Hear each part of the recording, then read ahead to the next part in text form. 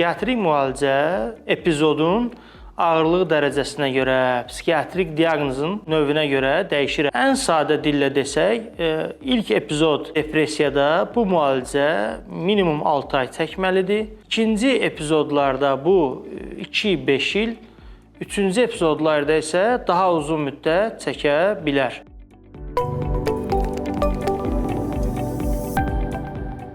Bu hətta bəzən sürəsiz də, yəni vaxtsız da uzana bilər. Doktor və pasiyentin birlikdə qərarına bağlıdır əlbəttə bu.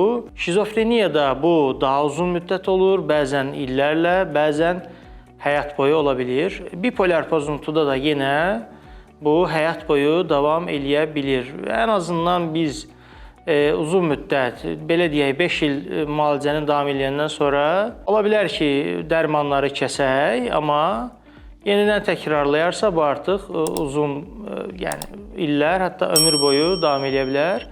Yenə həyəcan pozuntularında da müalicə uzun müddət davam eləməlidir. Belə deyək, minimum 1 il şəklində düşünürsək, təkrarlayan epizodlarda bu daha uzun illər boyu çəkir. Bir dəfə panik pozuntu diaqnozu qoyuldu pasiyentə.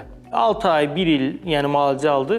Təkrarlayarsa, artıq bu, yəni 1-3 il arası yenə təkrarlayarsa, daha uzun müddət çəkə bilir. Eyni şəkildə də obsessiv-kompulsiv pozuntuda da müalicə uzun müddət davam eləməlidir. Özəlliklə də cinsəl və dini obsessiyalarda təkcə dərman müalicəsi də yetərli olmur. Eyni zamanda da psixoterapiyalarda da dövriyyəyə girməlidir.